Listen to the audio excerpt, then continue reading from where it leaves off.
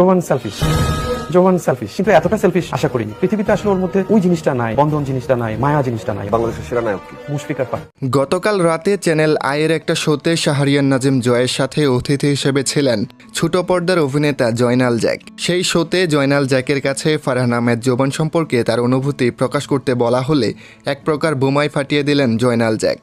জোবানের সম্পর্কে এমন কিছু সে বলেছে যেটা শুনে আপনিও চমকে যাবেন। সেই সাথে জয়নাল জ্যাক মুশফিকার ফারহান সম্পর্কে এমন কিছু বলেছেন যেটা এখন সামাজিক মাধ্যমে ভাইরাল। চলুন জেনে আসি আসলে তিনি গতকাল কি এমন বলেছিলেন। তো ওই জায়গা থেকে বললাম আত্মকেন্দ্রিক। পৃথিবীতে আসলে ওর মধ্যে ওই জিনিসটা নাই, যে বন্ধন জিনিসটা নাই, মায়া জিনিসটা নাই। প্রথমে জয়নাল জ্যাক জোবান সম্পর্কে বলেন, আমরা একসাথে অনেক কাজ করেছে, কিন্তু সে যে এতটা স্বার্থপর সেটা কখনো ভাবিনি। তিনি আরও বলেন, জোবান একজন স্বার্থপর মানুষ, তার ভেতর দুনিয়ার কোনো মায়া নেই। সে একজন আত্মকেন্দ্রিক মানুষ, নিজের বিষয়টা তিনি ভালোভাবে চিনেন। তার কারণে আমাকে অনেক কিছু ফেস করতে হয়েছে, অনেক কথা শুনতে হয়েছে। সে আমার একজন ভালো বন্ধু ছিল, কিন্তু সে যে এমন তা কখনো ভাবিনি। এতটুকু সেলফিশ হবে, সেলফিশ ছিল কিন্তু এতটা সেলফিশ আশা করিনি।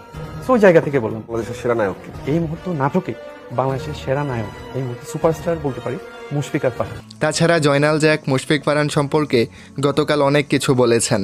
শাহরিয়ার নাজিম জয় যখন তার কাছে জানতে চাই বর্তমান সময়ে সেরা নাট্য অভিনেতাকে, তখন তিনি বলেন, এই মুহূর্তে নাট্যজগতে সবচেয়ে সেরা অভিনেতা সুপারস্টার মুশফিকার ফারহান, তার উপরে আর কেউ নেই। তিনি এখন নাট্যজগতে সেরা অভিনেতা। চ্যানেল আইয়ের শোতে জয়নাল জ্যাকের এসব কথা এখন সামাজিক মাধ্যমে তুমুল আলোচনায়। গতকালের পর থেকেই সোশ্যাল মিডিয়ায় তার কথাগুলো ঘুরছে। এখন আসলে আপনার কি মনে হয়, জোবান কি সত্যি একজন স্বার্থপর মানুষ? সত্যি কি তিনি এতটা স্বার্থপর যার জন্য জয়নাল এতটা ক্ষোভ ছাড়লেন? অপরদিকে মুশফিকার ফারহান সম্পর্কে তিনি যা বললেন তা আপনার কাছে কেমন লাগলো তা কিন্তু অবশ্যই কমেন্ট করে জানিয়ে দিবেন।